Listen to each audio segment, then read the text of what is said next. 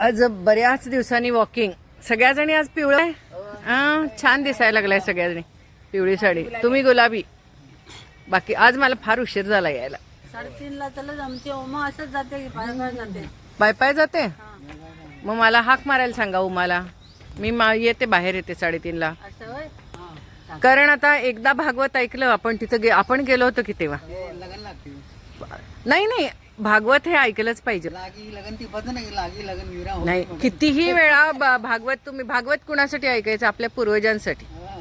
आणि कलियुगामध्ये पूर्वजांना सुद्धा गती नाहीये फारशी, कारण पूर्वजांच्या इच्छा अपेक्षा पण फार होत्या ना.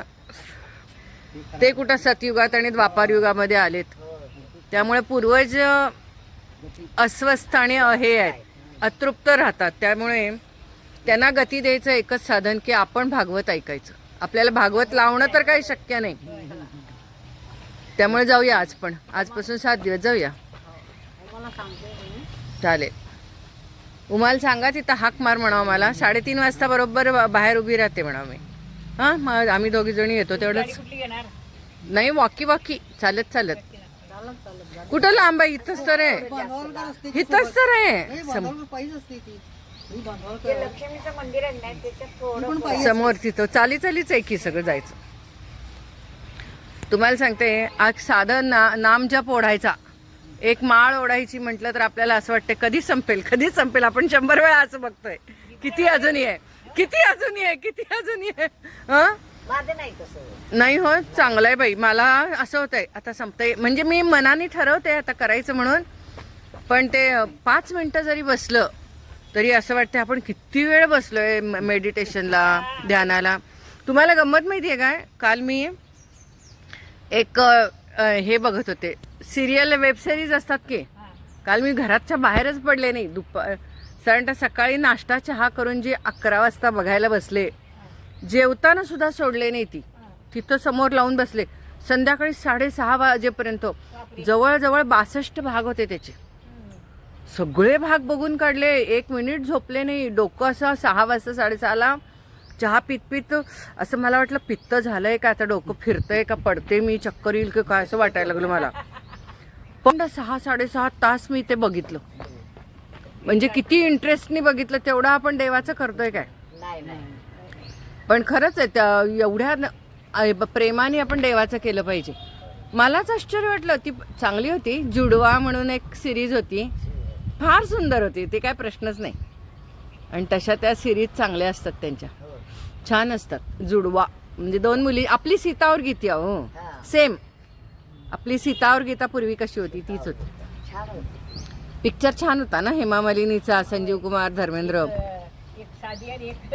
सेम तसंच होता. तेच होतं ते खरं. इतकी छान. फक्त एका घरामध्ये, घराच्या 2 खोल्यांमध्ये आहे फक्त ते. बाकी कुठं काय फारसं दिलेलं नाही, काय नाही. छान अगदी. म्हणजे त्याचे डायलॉग्स इतके सुंदर होते. बाकी काही माणसं जास्त नाही, 6-7 माणसांमध्येच ही अख्खी सिरियल. पण 6-6.5 तास बघितली मी. उठले नाही, हल्ले नाही. म्हणजे एकतर त्यांचे हावभाव, विषय आणि त्यांच्या चेहऱ्यावरचे एक्सप्रेशन फार सुंदर. वेडवाकडं काही नाही. फार सुंदर. त्यामुळे मला असं वाटलं की वाचताना येतात विषय. पण माळ ओढायला लागली की मात्र मग काय नाही होत. चांगलं आहे, तसं व्हायला पाहिजे. तेवढं एकाग्र मन होत नाही. काल माझ्या लक्षात आलं किती एकाग्रपणे आपण अगदी ती सिरियल बघितली. हो. आणि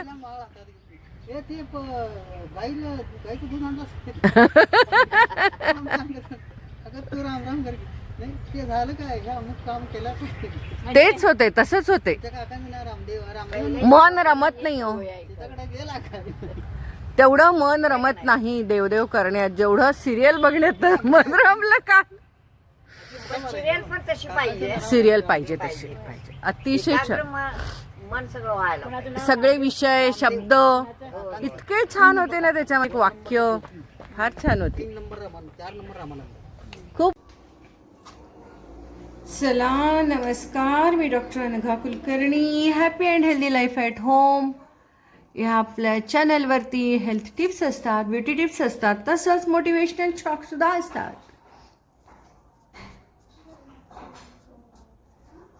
तुम्ही मला विचारता की मॅडम तुम्ही कुठले प्रॉडक्ट्स वापरता.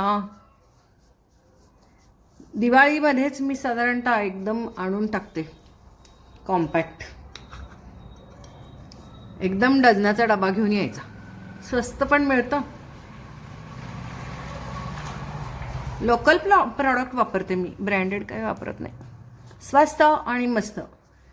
हे 20 रुपयाला मिळतं बरं का. आणि दुसरं म्हणजे हे रोज वापरायचं असताना आपल्याला खूप लागतं. बऱ्याच वेळेला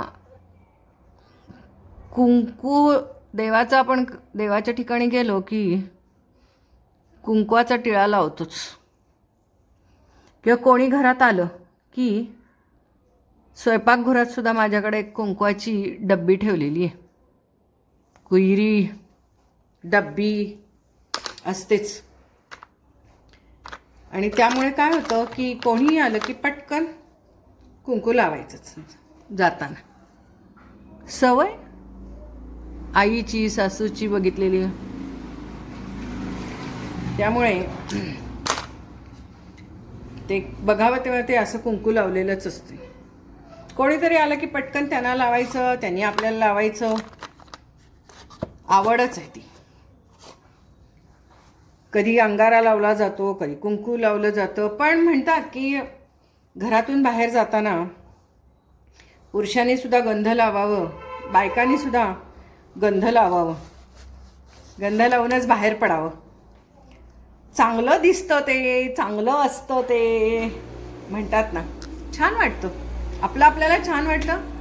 आपल्याकडे बघण्याचा लोकांचा दृष्टिकोन पूर्ण बदलून जातो. मस्त वाटतं सगळं मला. आपण जसं ड्रेस घालून जातो का नाही, ज्या पद्धतीने जातो तसं लोकांचा आपल्याकडे बघण्याचा दृष्टिकोन राहतो. तुम्ही आपलं काहीतरी राहिलात ना, घाणेरडे कपडे वगैरे असे घालून राहिलात की नाही, लोक तुमच्याकडे बघताना सुद्धा मग असं फारशी किंमत देत नाही तो हल्ली. म्हणजे पूर्वीचं कसं होतं, सिम्पल लिव्हिंग आणि हाय थिंकिंग. आता नाही. सिम्पल लिव्हिंग एक वेळ चालेल, पण डिसेंटच पाहिजे, छान राहायला पाहिजे, छान दिसायला पाहिजे, मस्त राहायला पाहिजे. आणि सौंदर्य हे काय फक्त असं प्रत्येक व्यक्ती सुंदर आहे. देवानं ज्याला ज्याला बनवलेलं आहे प्रत्येक व्यक्ती सुंदर आहे. म्हणजे डोळे असे असले म्हणजे सुंदर, केस असे असले असं अजिबात नाही आहे. आता मी सांगा तुम्हाला, परदेशामधल्या रंगाचा आणि आपल्या रंगामध्ये किती फरक आहे. पण म्हणून काय आपण त्यांना सुंदर म्हणतो आणि आपण असुंदर? छे असं नाही आहे. आपण सुंदरच. पुन्हा आपल्या इथे भारतात सुद्धा पूर्व भारतात वेगळी माणसं आहेत, उत्तर भारतात वेगळी आहेत. कुणाचे डोळे वेगळे आहेत, कुणाचं बोलणं वेगळं आहे, कुणाचा म्हणजे उंची कुणाची जास्त आहे. पंजाबमधल्या लोकांची उंची सगळ्यांची जास्त आहे. म्हणजे प्रत्येकाची ठेवण वेगळी आहे, शरीराची ठेवण वेगळी आहे. त्यामुळे आपण कुणालाच सुंदर म्हणू शकत नाही आणि कुणाला असुंदर म्हणू शकत नाही. लक्षात ठेवा. प्रत्येक व्यक्ती, प्रत्येक वस्तू देवानं बनवली आहे जी, ती सुंदर आहे. अगदी झाडाचं पान घ्या, प्रत्येक झाडाचं पान वेगळं आहे आणि ते सुंदर आहे की नाही. तर तसंच मग देवानं आपल्याला सुंदर बनवलं आहे, तर मग आपण राहिलं पण पाहिजे ना सुंदर आणि स्वच्छ आणि छान. कुणीही आपल्याकडे बघितलं की त्यांना असं मस्त वाटलं पाहिजे, छान वाटलं पाहिजे, फ्रेश वाटलं पाहिजे. आपल्यामधून पॉझिटिव्ह एनर्जी बाहेर पडली पाहिजे, सकारात्मक ऊर्जा. त्याला म्हणतात ऑरा. म्हणजे एखाद्या व्यक्तीकडे बघितल्यावर आपल्याला असं वाटतं नाही का. तसं नाही आपल्या. आणि तुम्हाला एक सांगते, काही जण मुद्दाम असे डिओ मारून हे जातात.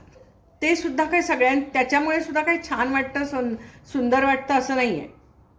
उलट एखाद्या वेळेला एखाद्याचा मारलेला सेंट हा इतका इरिटेटिंग असतो, त्रासदायक असतो.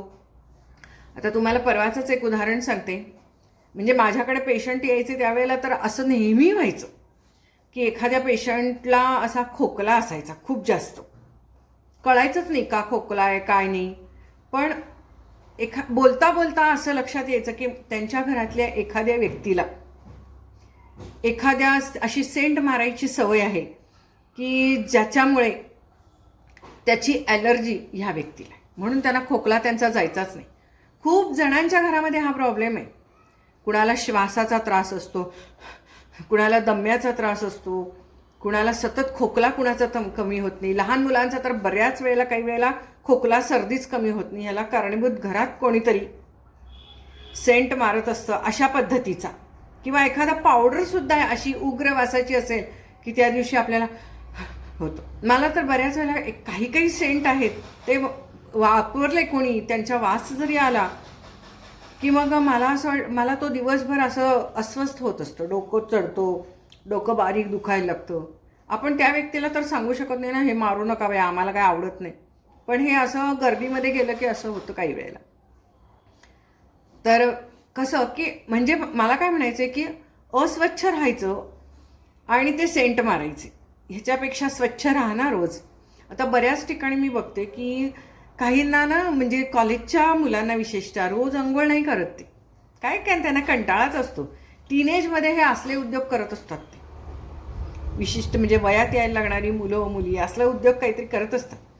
उशिरा उठायचं, मग 3-3 वाजेपर्यंत यांची आंघोळ नसते, मग राहू द्या आता 3 वाजले, मग राहू द्या आता संध्याकाळी 5च वाजले, उद्याच बघूया.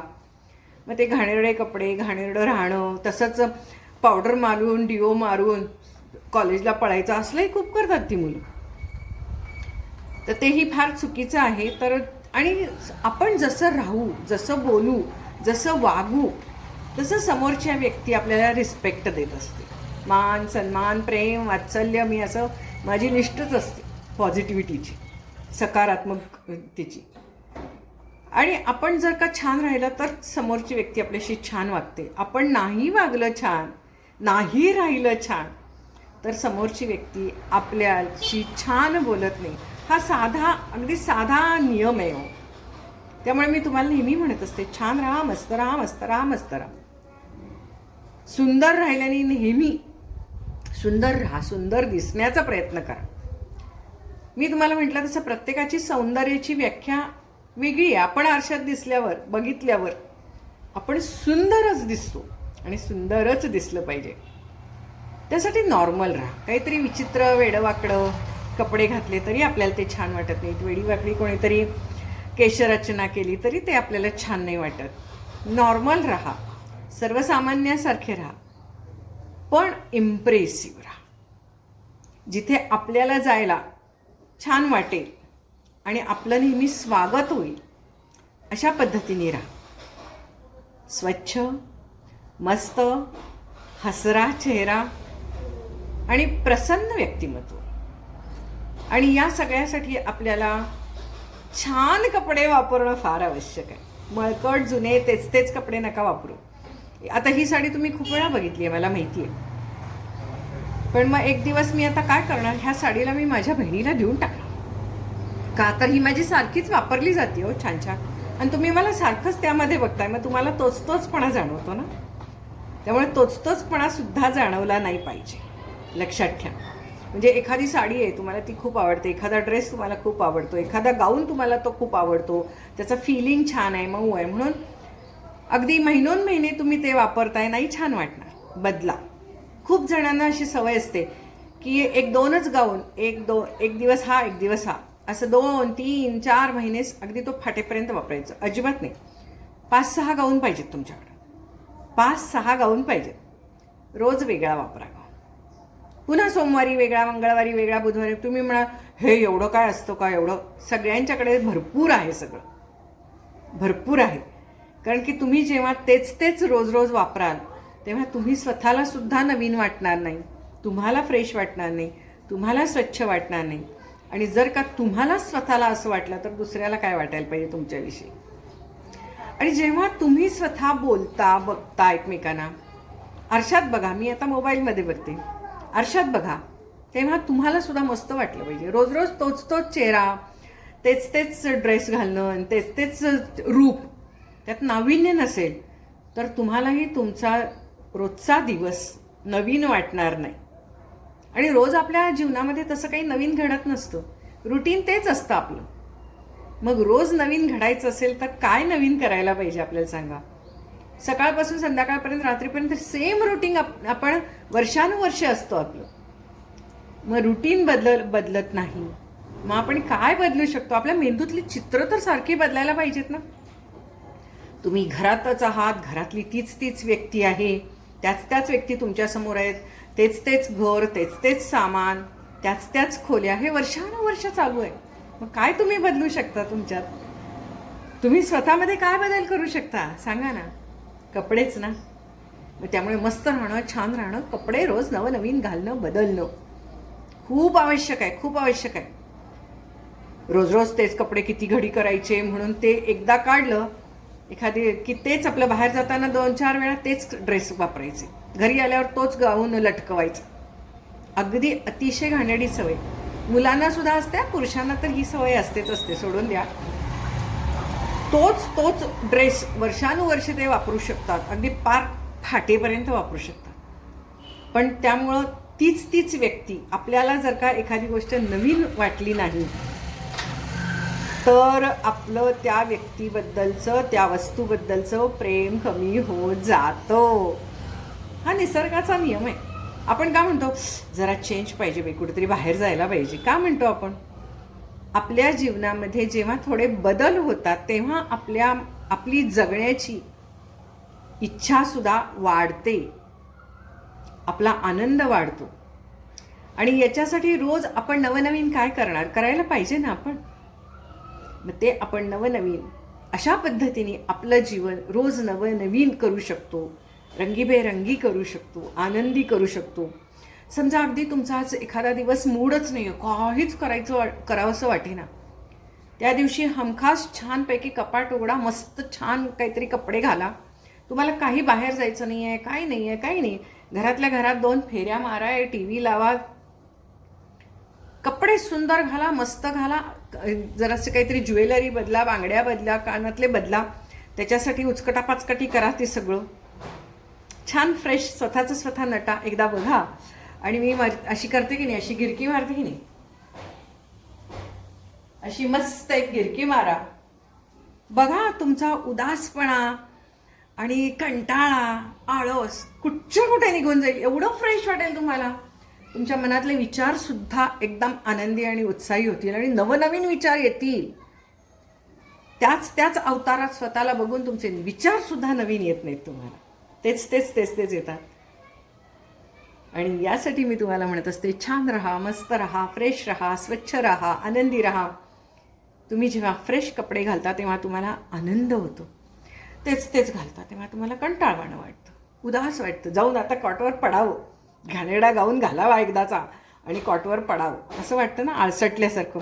तेच आता असं घातल्यावरती मी काय कॉटवर जाऊन पडणार आहे का सांगा बरं तुम्ही? नाहीच ना.